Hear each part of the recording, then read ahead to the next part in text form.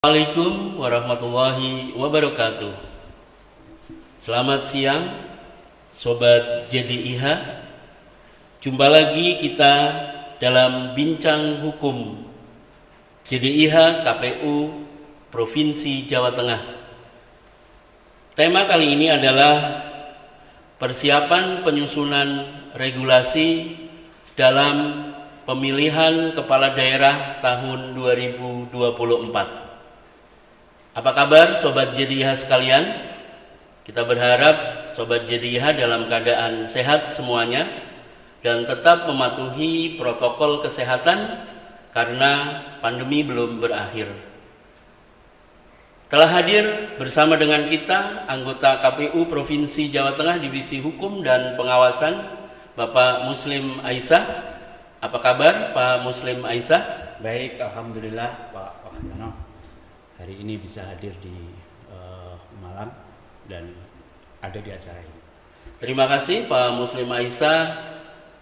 Kebetulan kita berada di KPU Kabupaten Pemalang. Sobat JDIH sekalian, bahwa tahun 2024 adalah tahun dilaksanakannya pemilu serentak dan juga pemilihan kepala daerah serentak. Kita ketahui bersama bahwa tahun 2024 nanti terutama pemilihan kepala daerah itu berbeda dengan pemilihan kepala daerah sebelum-sebelumnya. Oleh karena itu dalam bincang kali ini bersama dengan Pak Muslim Aisyah kita akan memperbincangkan bagaimana regulasi yang disusun oleh KPU daerah baik itu KPU provinsi maupun KPU kabupaten.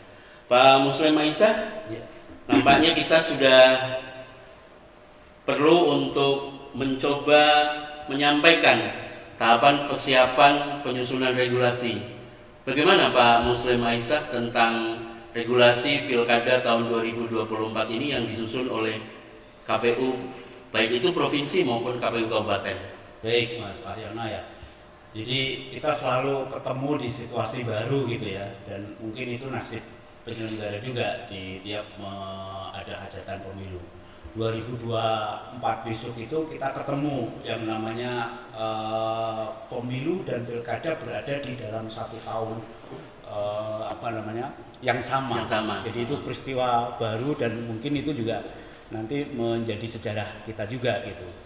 Nah, berkaitan dengan soal kesiapan apa yang dilakukan oleh KPU ya, terutama KPU provinsi dan juga kabupaten kota khususnya di Pilkada 2024 itu memang kita harus sudah mulai dari sekarang. Karena kalau kita lihat tahapannya itu Pilkada 2024 itu akan dimulai di saat tahapan pemilu 2024 itu kenceng-kencengnya gitu ya. Dan ini sesuatu yang baru, pengalaman yang baru di kita. Selama ini kita ketemu pemilu dulu, udah selesai, baru kemudian kita melaksanakan pilkada dan ada cukup waktu untuk kita mempersiapkan, terutama di kegiatan awal-awal itu salah satunya adalah menyusun regulasi. Kalau nanti di tahun 2024 itu ibaratnya kita belum sempat seruput kopi itu tahapan pilkada sudah dimulai gitu ya. Kira-kira begitu karena itu kita harus mulai berpikir dari sekarang ya. Jadi ini ada di 2022 dan kalau jadi pertengahan nanti kita sudah mulai tahapan pemilu gitu ya.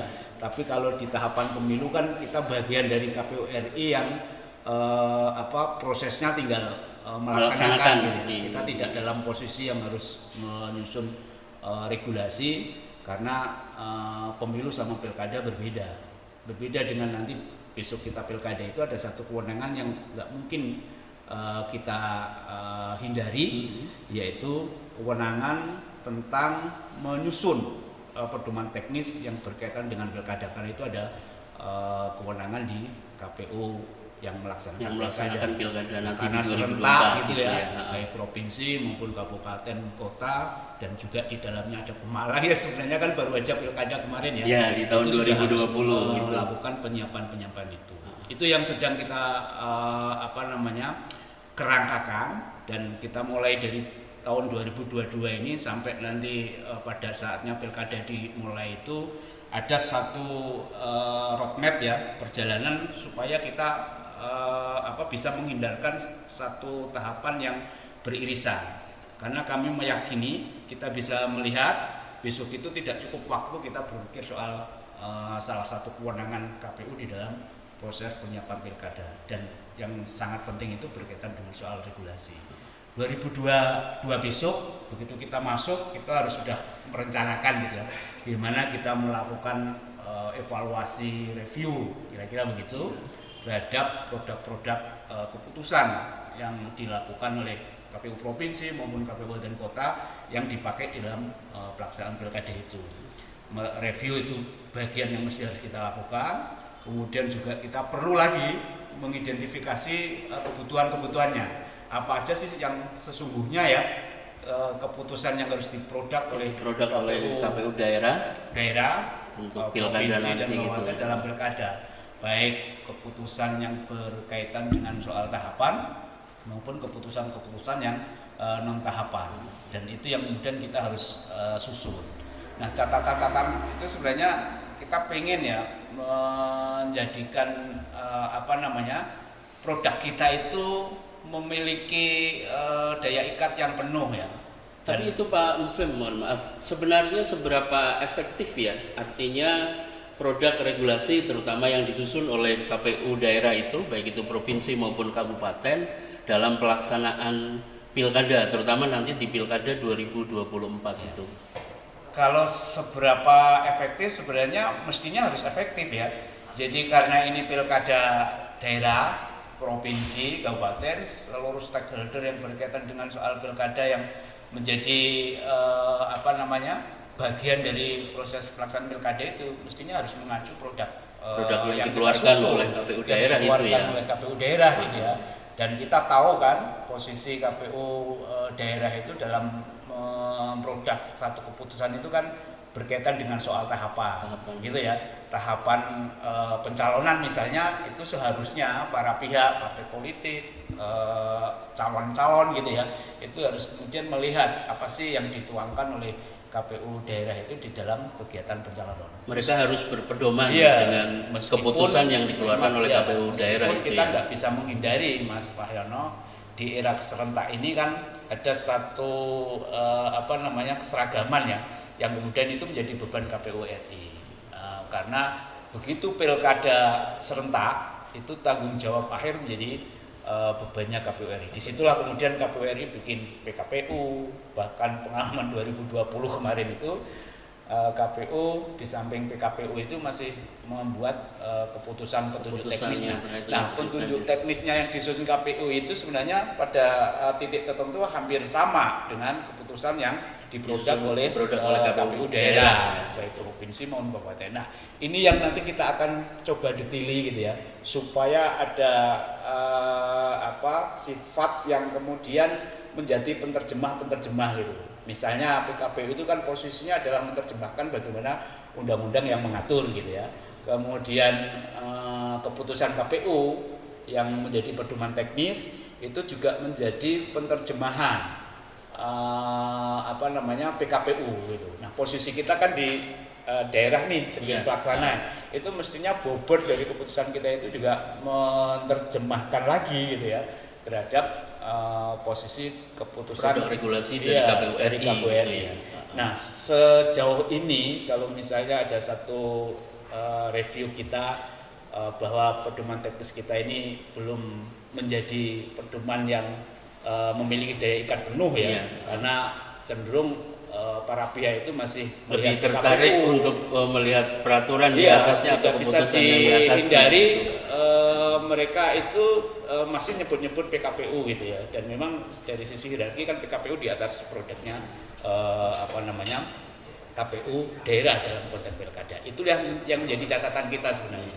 Apakah memang di level kita itu diberi kewenangan yang secara spesifik mengatur lebih detail ya, itu yang sifatnya keputusan itu, atau memang keputusan kita ini seperti tidak ada bedanya gitu ya dengan PKPU, bahkan dengan keputusan KPU. Nah, catatan ini yang nanti menjadi bagian penting untuk menyusun kerangka ke depan supaya daya ikat yang tadi kita katakan masih belum penuh itu menjadi penuh, kira-kira begitu. Kan teman-teman Pemalang juga punya pengalaman kemarin ya. Ya, itu menjadi apa? Artinya evaluasi untuk kita ke depan. Nah, Pak Muslim, itu kan kalau kita melihat ya di Undang-Undang 10 tahun 2016 bahwa pelaksanaan pemilihan kepala daerah itu dilaksanakan pada bulan November. Oke, ya. Kalau seperti tadi yang Pak Muslim sampaikan, kalau kita tarik ke belakang 10 bulan itu kan artinya memang KPU dari KPU RI sampai dengan KPU daerah baik itu provinsi maupun kabupaten sedang sibuk-sibuknya atau di tahapan yang tanda kutip panas ya pada saat itu melaksanakan persiapan dan tahapan di pemilu 2024. Nah, ini kan perlu sebuah inovasi ataupun mungkin sebuah terobosan yang harus dilakukan oleh KPU daerah baik itu provinsi maupun kabupaten dalam rangka tadi menyusun kerangka untuk regulasi maupun aturan bahkan sampai dengan standar operasional prosedur itu. Iya. Kita bisa mulai dari lebih awal ya. Jadi kalau bayangan kita itu karena situasi 2024 kita berada dalam fokus yang dua sekaligus ya, maka kita harusnya menghindarkan satu pekerjaan berat itu kita sudah harus mulai lebih awal. Maka bayangan kita itu 2022 ini kita sudah mulai harus mengidentifikasi sampai menghasilkan catatan-catatan yang jadi evaluasinya. Nanti dari sana kita kemudian tingkatkan menjadi semacam draft ya yang akan kita gunakan nanti pada saat pilkada kita jalan. Nah, draft ini sudah merupakan bagian dari evaluasi yang dulu dan juga memuat substansi-substansi yang strategis itu ternyata dijalankan di praktek kita melaksanakan setiap tahapan pilkada itu. Jadi dari sisi draft, format, kemudian substansi itu kita harus sudah kelar dulu ya, selesai gitu ya. Sehingga nanti pada saat tahapan itu dimulai kita udah nggak lagi mikir berat soal substansi ini. Meskipun kita masih menunggu kebijakan seperti apa nanti yang KPU RI akan disampaikan ya, khususnya yang terkait dengan soal regulasi. Misalnya nanti KPU kabupaten kota dan KPU provinsi dalam konteks pilkada misalnya ya, itu tiba-tiba muncul kebijakan udah produk yang dibuat itu misalnya concern atau fokus di SOP misalnya. Kalau itu yang terjadi itu bagian yang nanti kita juga beri ruang. Artinya kita harus melakukan itu lebih awal. Tapi kalau tidak cukup dengan SOP karena itu dalam tanda petik masih dalam kewenangan KPU kabupaten dan KPU provinsi ya, tetap aja kita menyiapkan. Cuman supaya tadi yang Mas Wahyono bilang supaya ini dipedomani ya, itu kita harus benar-benar menunjukkan ada daya ikat yang penuh. Salah satunya adalah apa bedanya keputusan yang kita produk dengan keputusan KPU ataupun PKPU. Ya, kira-kira begitu ya. Supaya ketika orang itu menjalani tahapan di pilkada, itu tahapan itu termuat. Aturan yang ada secara teknis detail itu termuat di keputusan kita. Jadi tidak lagi melihat PKPU atau keputusan pedoman teknis yang dibuat oleh KPU itu. Nah, di situ yang harusnya sudah disiapkan mulai dari awal. Karena kita meyakini ya tahapan yang sedemikian rupa itu kita nggak cukup ideal lah kalau melakukan tahapan di dalam proses penyusunan itu. Yeah. Kalau kita mau membayangkan produk hukum itu harus melalui proses sesuai dengan SOP-nya harus diajukan penyusunan identifikasi masalah, kemudian lalu dilakukan penyusunan draft sampai kemudian diuji publikan sebelum pada akhirnya difinalisasi dan ditetapkan. Itu saya rasa besok kesempatan itu agak kurang karena pasti karena waktunya berhimpitan beririsan dengan pemilu 2024 itu publik juga mungkin masih terlalu dominan di pemilu, sementara persiapan itu pure menjadi tanggung jawab KPU sebagai penyelenggara. Disitulah beban itu nanti kita geser di awal-awal ini gitu bayangan kita, dan kita akan ajak teman-teman kabupaten kota supaya soal regulasi yang itu bagian dari kesiapan itu harus dirancang mulai dari sekarang. Jadi nanti di tahun 2022 itu KPU kabupaten maupun KPU provinsi sebagai penyelenggara pilkada di 2024 harus sudah mulai memitigasikan ya. Artinya dimitigasi produk apa yang harus dikeluarkan oleh KPU kabupaten maupun KPU provinsi. Kita sisir semua tahapan yang ada di pilkada itu butuh berapa keputusan yang menjadi payung hukum kemudian juga keputusan yang jadi turunannya seperti di tahapan pencalonan itu kan selain pedoman teknis dan pencalonan itu juga ada keputusan berkaitan dengan syarat kursi. Kalau misalnya perseorangan itu syarat dukungan minimal. Kemudian kalau lewat partai harus ada surut dukungan. Semakin kita bisa komprehensif mengidentifikasi kebutuhan itu, berarti semakin kita bisa merancang regulasi yang kita mau susun. Nah, tidak hanya soal kebutuhan kan, tetapi juga evaluasi terhadap format, kemudian juga substansi. Yang ini muaranya supaya produk kita ini menjadi produk yang mengikat kepada seluruh stakeholder. Kalau mau partai itu mengikuti proses pencalonan, jadi tidak lagi melihat PKPU-nya, meskipun itu adalah keputusan peraturan yang ada di atas, tetapi yang dibutuhkan ini adalah soal teknis. Dengan cukup membaca memahami keputusan yang dikeluarkan oleh KPU daerah, artinya para calon-calon peserta itu sudah bisa memahami dan mengikuti dari kira-kira misalnya di Pemalang ini ada situasi teknis yang menjadi kebiasaan misalnya yang berkembang di Pemalang yang itu perlu dimasukkan di dalam materi atau substansi produk keputusan di pencalonan misalnya, atau yang sifatnya itu sangat lokal Pemalang yang itu tidak berlaku, harus mengangkat lokal wisdom gitu misalnya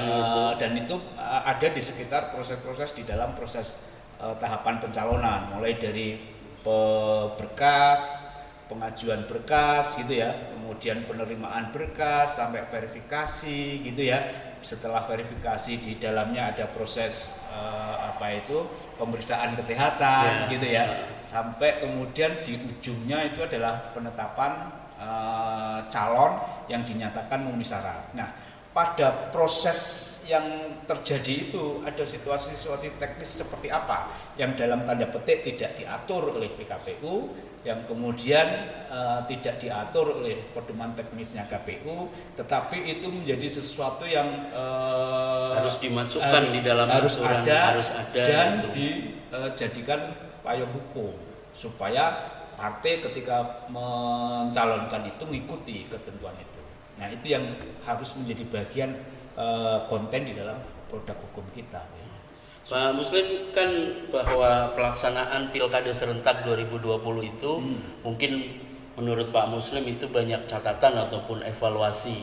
Kita tahu bersama bahwa salah satu prinsip yang harus dilakukan oleh KPU sebagai penyelenggara itu adalah berkepastian hukum. Nah, maka penyusunan regulasi ini yang lebih awal untuk Pilkada 2024 mestinya harus sudah mulai difikirkan dan disiapkan oleh kita sebagai penyelenggara. Nah, menurut Pak Muslim, kalau dari evaluasi yang kemarin 2020 itu bagaimana, terutama di Jawa Tengah ini yang melaksanakan pilkada? Ya, salah satu catatannya kan tadi soal bahwa produk kita tidak sepenuhnya efektif gitu karena masih ada PKPU dan kemudian pedoman teknisnya KPU. Nah, ini juga dua hal kemungkinannya, apakah kita yang kurang sosialisasi gitu apakah kontennya yang kemudian tidak berbeda.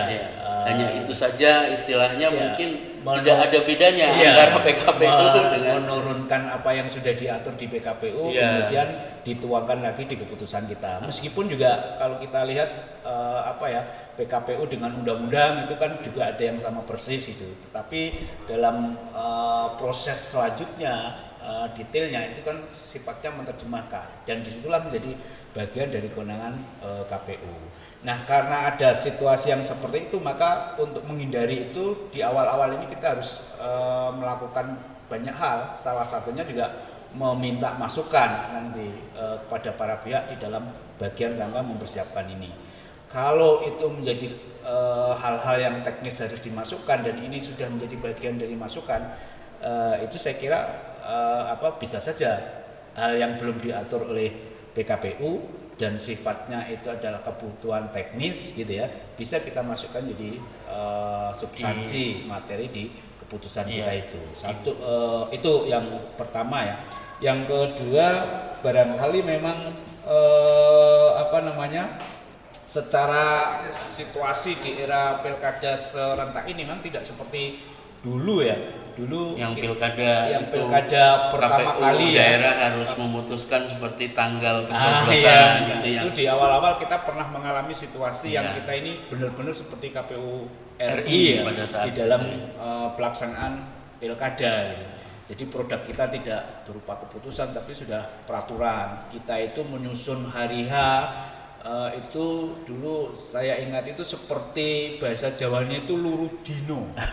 Luruh dino yang kira-kira dinone ini ya, dinone iki itu mencakup semua kebaikan-kebaikan ketika pilkada itu dilaksanakan. Menjadi hari baik untuk semua pihak. Hari baik untuk semua pihak. Pernah kita mengalami situasi yang seperti itu. Tetapi ada proses perkembangan berikutnya, kita kembali menjadi bagian dari KPU RI dalam konteks pilkada seiring dengan pilkada itu menjadi rezimnya pemilu ya, tidak lagi menjadi rezim pemerintah daerah. Kemudian berkembang lagi, dikembalikan, itu dibedakan antara pemilu dan pemilihan. Pemilihan ini akhirnya kita tetap tertempel menjadi bagian dari rezim pemerintah daerah, gitu ya. Kemudian ditambah lagi era keserentakan. Jadi perkembangan-perkembangan itulah yang kemudian menyebabkan ketentuan itu satu sisi kewenangan masih dilekatkan kepada KPU, kepada kita. Satu sisi itu produknya sudah terdegradasi dari peraturan menjadi keputusan. Nah, di era keserentakan karena tanggung jawab KPU RI itu full ya, harus menjamin keseragaman, kemudian aturan yang memayungi itu sama, itu maka tanggung jawab akhirnya itu kemudian diambil oleh KPU RI. Salah satunya dalam konteks regulasi itu berwujud PKPU yang harus dipegangi semua. Bahkan 2020 tidak hanya cukup PKPU tetapi juga pedoman teknis. Nah, pedoman teknis inilah yang kemudian sebenarnya selama ini menjadi yang dominan ya, yang diproduk oleh KPU kabupaten kota maupun provinsi dalam konteks penyelenggaraan pilkada. Ini yang nanti menjadi harus kita buat supaya tadi hierarkinya ketemu dan substansinya itu masih bisa dijalankan dan kemudian para pihak bisa mematuhi. Itu yang kita bayangkan dalam proses penyiapan regulasi ini. Itu Mas. Iya, ini memang asik Sobat JDIH kita kalau berbicara ataupun ngobrol bincang tentang hukum ataupun produk hukum, karena produk hukum itu adalah yang memayungi sebagai bagian kita selaku penyelenggara itu untuk berkepastian hukum.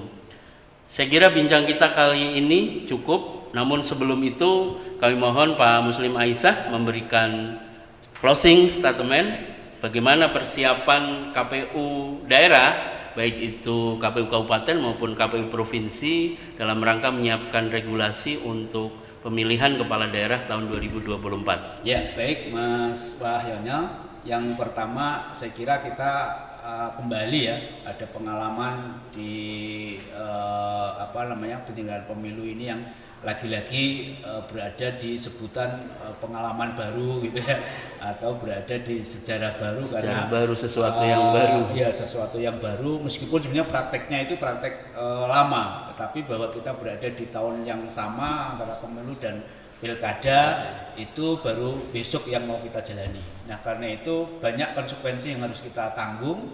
Banyak konon orang menganggap itu pekerjaan berat. Nah, karena berat, bebannya itu ada di penyelenggara.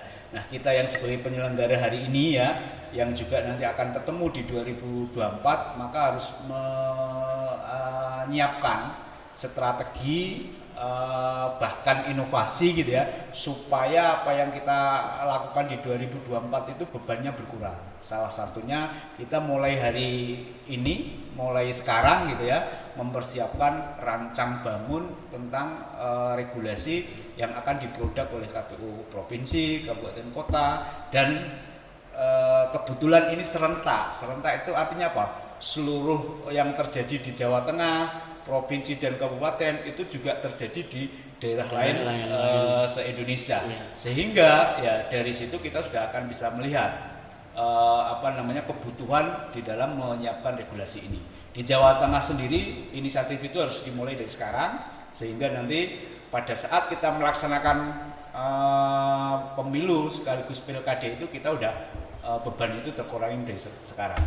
Insya Allah nanti bayangan kita pada saat pilkada dilaksanakan kita udah menyelesaikan proses formal dalam arti format ya, bagaimana keputusan itu dibuat, dan juga aspek substansi itu udah selesai, sehingga nanti tinggal menformalkan. Kalau itu melalui pleno ya berarti sesuai tahapan kita pleno, dan jangan lupa pasti kita juga akan melibatkan pihak lain di dalam proses penyusunan itu. Gitu kira-kira. Oke. Terima kasih Pak Muslim Aisyah sudah memberikan banyak gambaran bagaimana kita menyikapi untuk penyusunan regulasi di Pilkada tahun 2024. Sekian dari saya. Salam JDIH. Jaga kesehatan. Terima kasih. Assalamualaikum warahmatullahi wabarakatuh. Waalaikumsalam.